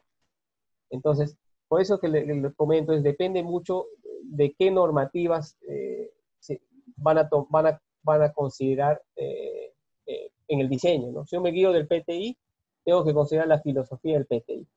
Nosotros, como les comenté, nosotros usualmente nos guiamos de la normativa o la guía francesa, pero cumpliendo la guía local, ¿no? Entonces, la filosofía, por ejemplo, de las recomendaciones francesas es hacer una etapa de carga en la cual se llega a un máximo, por ejemplo, si el máximo de carga, y hay incluso la recomendación francesa ya te da los escalones de carga, que tiene que ser, por ejemplo, el 10%, el primer rango 10%, 20, 30, el 100%, el 105%, ya te da los rangos de escalones. Cuando llegas al máximo de escalón de carga, la normativa francesa, por ejemplo, te dice que tienes que esperar 1 minuto, tomar las lecturas a 1 minuto, a 3 minutos, a 5 minutos, a 10 minutos. Luego calcular, por ejemplo, si es un tipo de suelo, un suelo fino o un suelo granular, calcular la diferencia de deformaciones que existe entre la deformación entre 10 minutos y 1 minuto. Si está menor a un valor, te dice que en esa parte puedes hacer la descarga. Si por ejemplo ves que entre 10 minutos y 1 minuto el valor excede a ese rango, lo que te dice, por ejemplo, la normativa francesa es que tienes que esperar el siguiente escalón a los 60 minutos. Si a los 60 minutos restas entre 60 y otra vez escalón inicial, está menos a un valor, si cumple eso, puedes hacer, por ejemplo, hacer destensar, reducir la carga y volver a hacer la recarga. Pero, por ejemplo, si no cumple, ya tienes que hacer una reinyección, ¿no? Entonces, hay una etapa de carga, descarga, y otra vez una carga en la cual ya se bloquea. Esa es la filosofía, por ejemplo, de la TA95, para poder asegurar que el bulbo no va a fluir en el tiempo, ¿no? Porque si yo no hago, cuando llego a la carga máxima, yo cargo al minuto, puede caber la posibilidad que cuando en el tiempo este bulbo fluya. La TA95 lo que te dice es hay que esperar cierto tiempo para ver si realmente el bulbo va a fluir o no va a fluir. Entonces, asegura que el bulbo durante un cierto tiempo no entre se puede decir en creep, ¿no? Y empieza a deformar. La otra pregunta era, una era sobre el método y la otra era respecto al anclaje, ¿no? Sí, Sí, sobre la carga, sí. Y a las normativas ya te dice cuál es el valor máximo de la carga. Usualmente es la carga de servicio, te dice en función si es el PTI o la T95, si es un incremento mayor. Depende de las dos normas, no es el mismo valor. Algunas son el 10% más, otras el 20% más. Pero sí es un valor mayor a la carga de servicio. O sea, no llegas en la prueba, no es que solamente llegas a la carga de servicio, sino que en base a la normativa cargas un poco más el anclaje durante un tiempo para hacer luego la descarga. Gracias, Hugo. Ya estamos con las últimas consultas. Agradecer a todos por la presencia y las consultas que están realizando. ¿Cuál es la presión de inyección recomendable para los suelos arenosos, arcillosos y otros suelos que presentan lutitas en función a tu experiencia? Esa es una consulta interesante. Le Algunos voy a mostrar, esto depende de, le voy a mostrar este de acá. No sé si pueden ver la diapositiva de los ábacos de Bustamante. Sí, estamos. Perfecto. Entonces, en la diapositiva de los ábacos de Bustamante, ¿cómo diseño yo la presión a la cual tengo que inyectar? Si es una inyección global única, usualmente la presión es mínima, usualmente menos de 10 bares, porque no necesito dar inyección. Como le mencioné, el tipo de inyección depende mucho del tipo de suelo. Si tengo suelos que no son muy resistentes, pues, tengo que hacer una inyección repetitiva, ya sea selectiva o repetitiva. O sea, en números quizás de golpes, si yo tengo un número de golpes menor a 10 o 15, yo podría pensar quizás en una inyección repetitiva selectiva. Si tengo de repente entre 15 y 25, podría ser una inyección repetitiva, y si tengo más de 25, podría considerar una inyección global única. Entonces, pero ¿a qué presión la inyecto? ¿Qué presión voy a colocar en campo? ¿No? ¿Cuántos bares voy a meter? Voy a poner mediante la bomba. Esto depende, se calcula en función de los sábados. Por ejemplo, si yo hablo de arenas y gravas, yo tengo, imaginemos, 30 golpes. Estos 30 golpes, en función de la presión límite, nos dice que debe ser entre 1.5 megapascal. Entonces, eso más o menos son 15 bares, ¿no? Entonces, por ejemplo, si yo tengo un suelo muy resistente que da 45 golpes, imaginemos, si quiero hacer una inyección repetitiva, ¿cuánto tendría que ser la presión a la cual tengo que inyectar para que el bulbo se pueda formar? Tendría que puede ser 22.5 megapascales, esta presión límite de acá. Entonces, más o menos son 25 bares, y es una presión grande, ¿no? Entonces, en función, ¿cuánto es la presión que debo considerar? Esto está en base a los ábacos de Bustamante. Entonces, como les mencioné, la mejor forma de saber es guiándonos de los números de golpes, intersecto con esta parte que es la presión límite, y en función de eso es la presión máxima de inyección. Hay otro criterio que es el criterio de volumen. O sea, cuando yo hago una inyección de un anclaje, hay dos criterios de pare. Yo paro a la inyección, a la presión límite máximo, o sea, yo llego, por ejemplo, a 30 bares, más de 30 bares quizás no puedo colocar porque voy a romper el suelo, llego a los 30 bares y paro, o la otra es el criterio de volumen. O sea, yo no puedo tampoco estar inyectando litros y litros de lechada y nunca va a parar, ¿no? Hay un criterio también de volumen. Eso depende también, como vimos acá, en función de los tipos de inyección, hay un criterio de volumen que usualmente es el 50% como máximo adicional al volumen del bulbo. Entonces hay dos criterios, el criterio de volumen y el criterio de presión máxima. Eso, por ejemplo, ¿dónde puede entrar a más detalle, a aprender más detalle de esto? Esto en la recomendación francesa, en la TA 2020, está claramente detallado. Entonces, si quisieran investigar un poco más, la TA 2020 es bastante precisa en qué valores, los dos criterios por dónde ir, volumen o presión límite, ¿no? Muchas gracias, Hugo. Consulta, ¿es recomendable adicionar algún tipo de fluidificante a la lechada en caso de realizar inyecciones únicas? Sí, ya sea inyección, o sea, cuando el PTI te dice, por ejemplo, el criterio de 210 kilos por centímetro cuadrado, no hace diferencia si es una inyección global única o una inyección repetitiva, ¿no? Lo que te dice es cuánto tiene que ser la lechada para que el concreto te resista la tracción, el esfuerzo que va a dar el cable, ¿no? Entonces, lo mínimo que tiene que ser 210. Esos 210 kilos por centímetro cuadrado es indistinto si es inyección global única o repetitiva selectiva. Es el valor mínimo que se tiene que considerar. Entonces, esos 210 es un valor fijo y de ahí pues el diseño de mezclas va a depender pues si quieres o no, si usas un aditivo o usas simplemente agua y cemento, ¿no? Eso sea una parte de campo en la cual por términos constructivos podría quizás optimizar unos días, ¿no? Pero el valor que tienes que fijar son 210 kilos.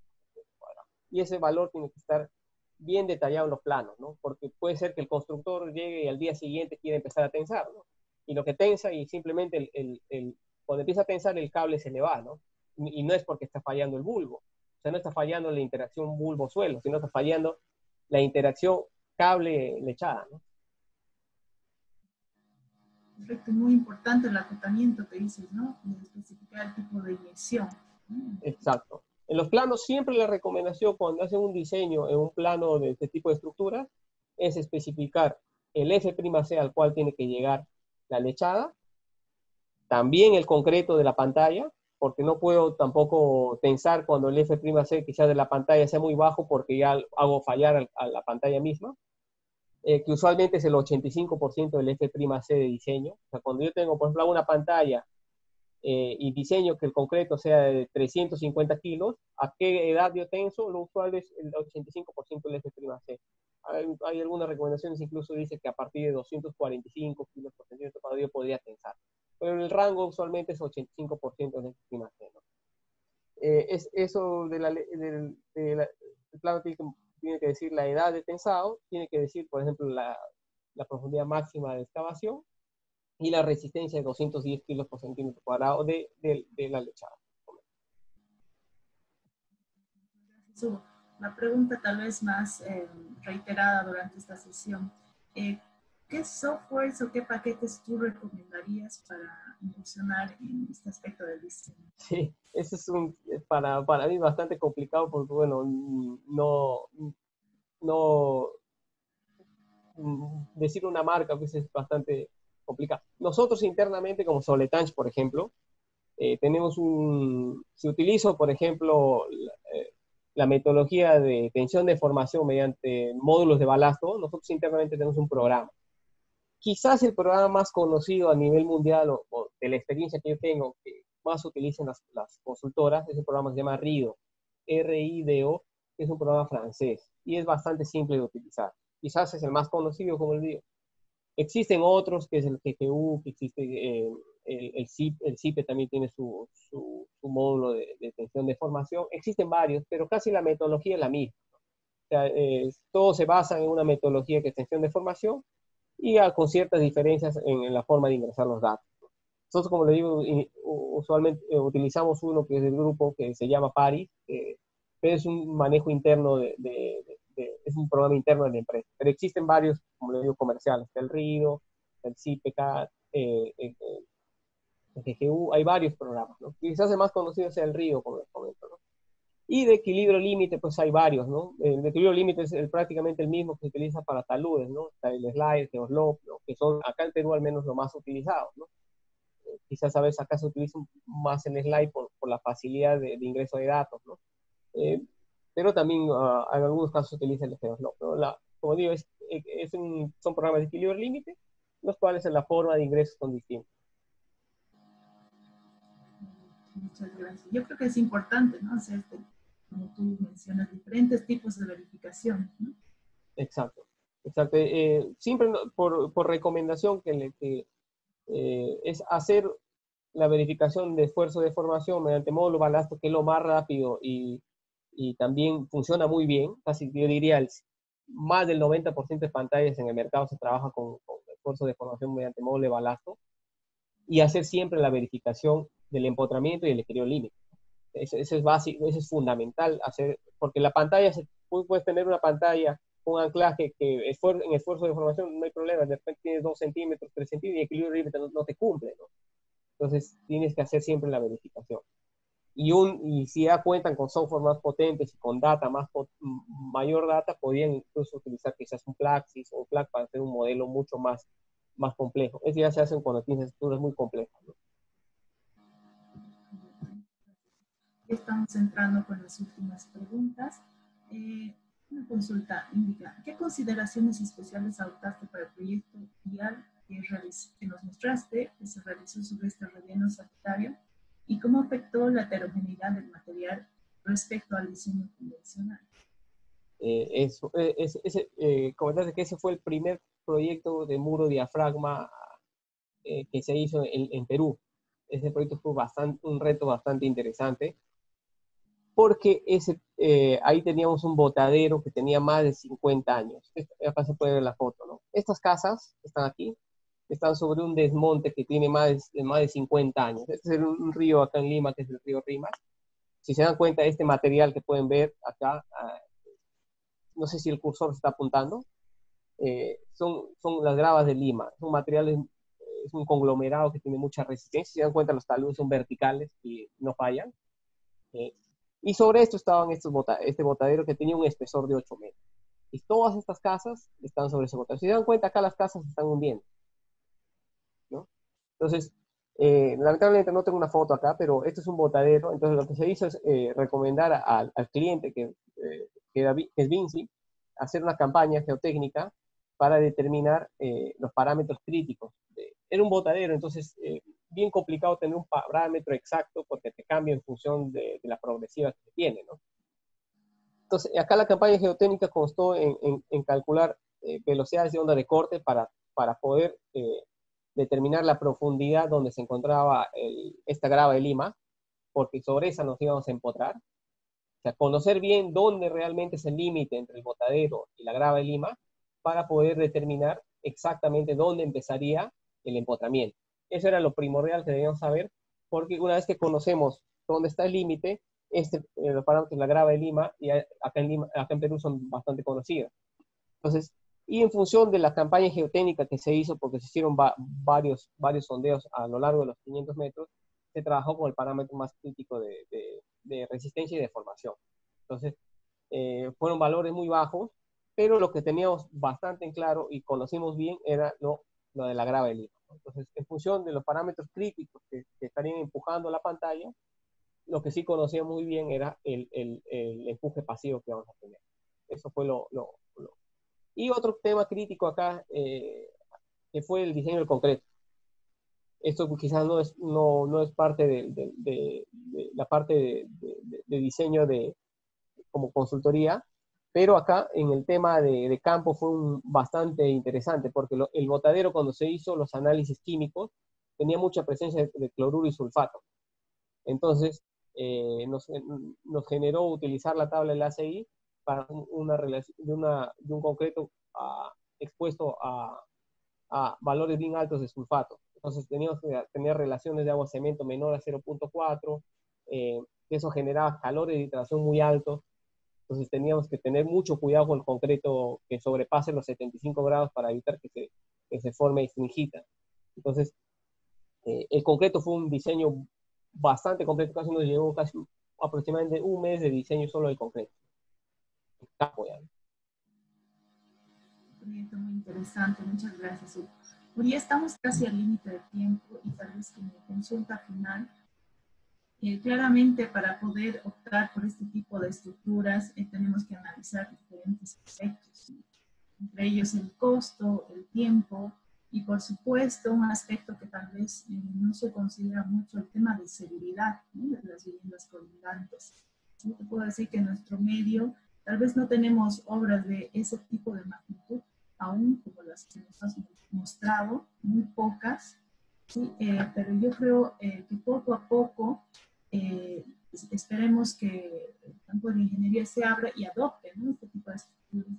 Entonces, ¿qué consideraciones tú tomarías en cuenta en el momento de decidir emplear un muro de pantalla anclada ante tal vez los muros más tradicionales que tienen estos arrestres temporales donde se trata de... Exacto. Lo que usualmente determina cuándo utilizar un muro tradicional anclado, versus una pantalla, lo primero es el tipo de suelo. Si yo tengo un suelo y el nivel freático, si yo tengo un suelo resistente, sin nivel freático, podría utilizar un muro anclado que se excava nivel por nivel, porque al excavar el suelo va a mantener cierta verticalidad, ¿no? Y podría hacer el anclaje y el muro. Si no tengo un suelo que sea autoestable hasta cierta profundidad, no hay posibilidad de hacer un muro tradicional.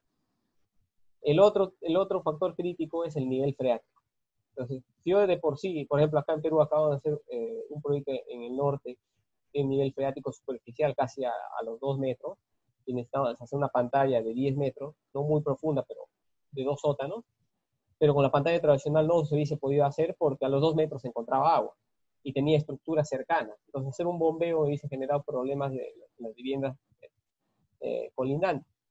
Entonces, si tengo nivel freático superficial, lo mejor es hacer un muro pantalla, ya sea con pilotes o muro diafragma, ¿no? Si bien es cierto, o sea, como les mencioné, ¿de dónde parte? Primero parte del tipo de suelo, si es autoestable, si hay nivel freático, y como mismo lo comentaste, Fabiana, es si, qué tan críticos son las estructuras de zinc. Si son casas o viviendas que no van a soportar mucha deformación, hacer un muro anclado, de por sí, por la misma técnica, que yo quito el confinamiento del suelo, me voy a generar deformación. Con la misma naturaleza de un muro anclado tradicional, el muro se te va a deformar. Entonces, si uno quisiera evitar problemas de vecinos, en muchos casos el cliente que va a construir no quiere tener problemas de colindancia, lo mejor es hacer un muro pantalla, sea pilotes o sea muro diafragma, ¿no? Si quizás no tienes vecinos, están separados, no sé, 8 o 10 metros, y no hay nivel freático, es un suelo bueno, podrías hacer un muro anclado. Ese es con respecto a la parte de factibilidad, se podría decir. En términos de rendimientos, sí, usualmente acá en Lima, por ejemplo, yo hablo acá en función de la experiencia acá en Perú, usualmente en Lima, por nivel de sótano, en un muro anclado tradicional es casi un mes que se avanza, un mes por sótano, o por anillo, podría ser. Entonces yo tengo, por ejemplo, 10 sótanos, usualmente lo típico es demorarme 10 a 11 meses. Pero si hago un muro pantalla, yo me podría quizás ahorrar unos 2 o 3 meses. ¿Por qué? Porque la excavación tienes más avance en excavación y no utilizas tantos anclajes. Entonces, la experiencia que nosotros tenemos diseñando muros diafragma versus los muros tradicionales, te puedes llegar incluso a ahorrar el 50% de anclaje. O sea, depende mucho del tipo de suelo también, ¿no? Acá la Grave Lima, felizmente, tiene muy buenos parámetros de resistencia, te permite ahorrar eso. Entonces, no solamente se ahorra en costo ahí, sino también en tiempo, porque hacer el anclaje, perforarlo, tensarlo, toma bastante tiempo y la excavación, pues, en los anclajes es más detenida. Entonces, puedes tener un ahorro en función, se podría decir, un 20% en eso, que es tiempo. Si por ejemplo un cliente que es un mall o un centro comercial, pues 2 meses de ahorro son 2 meses de ingreso de alquileres, ¿no? Entonces, muchas veces conviene ese ahorro, ¿no? Si bien es cierto, si yo comparo muro por muro, o sea, fachada por fachada, el muro pantalla va a ser un poco más caro que un muro anclado, lo que hay que comparar no es el costo del concreto, metro cuadrado de concreto con metro cuadrado de concreto. Lo que hay que comparar es el cajón excavado. O sea, cuánto me cuesta hacer el cajón excavado. Porque no es lo mismo considerar un cajón excavado con muro anclado que me demora quizás 5 meses, mediante un cajón excavado con muro, con pilotes o con diafragma que me va a demorar 3 meses. Hay más gastos, menos gastos generales, menos costos directos. Entonces, es comparar cajón con cajón, no solamente el concreto con concreto, comparar solución con solución. Entonces, si bien es cierto, como les digo, en términos de metro cuadrado de muro, quizás sea un poco más caro, un 20% más caro que en un muro tradicional, cuando ya comparas la excavación en términos de tiempo y de costo, ya se equiparan en costo, ¿no? Te puedes ahorrar ahí unos meses. Excelente dato, muchas gracias. Sí. Bueno, pues lamentablemente el tiempo apremia en este caso. Yo quiero darte las gracias infinitas por tu participación, por brindar a la audiencia estos datos técnicos tan enriquecedores, obviamente basados en tu experiencia y por supuesto contrastados y respaldados por todas las la normativa, la lista de normativas que estás mencionando. Muchas gracias nuevamente por tu presencia. Esperemos tal vez en un futuro se pueda dar otra ocasión. Como tú has mencionado, hay aspectos que necesitan una explicación mucho más específica, ¿no? Y los cuales obviamente hoy no hemos podido abordar porque el tópico era un poco más general, ¿no? Muchas gracias, Hugo, nuevamente. Y Agradecerte más bien a ustedes, a la universidad y al Colegio de Ingenieros por la oportunidad de poder intercambiar experiencias. Yo estoy abierto a cualquier consulta que tengan. Como les mencioné acá, es una charla bastante general. Si quieren abordar temas más específicos, de repente diseño, de parte constructiva, pueden contactarme directamente. Ahí está mi mail en la presentación. Con todo gusto lo podemos intercambiar información. Si tienen algún caso quizás de desarrollo de un proyecto y tienen alguna duda o alguna recomendación, nosotros sin ningún problema se los podemos apoyar. Estamos abiertos a esto, ¿no? Muchas gracias, Nadine, por la oportunidad, y como te comenté anteriormente, cuenten con nosotros para los distintos temas que como empresa y como ingeniero quizás podría aportarles a ustedes, ¿no? Nosotros como acá manejamos en términos de cimentaciones, pilotes, muros, diafragmas, mejoramiento de suelos también hacemos acá bastante mediante técnicas de inclusiones rígidas, soil mixing, hacemos columnas de grava, compactaciones dinámicas, ¿no? Entonces hay distintas técnicas que tenemos cierta experiencia que las podemos compartir.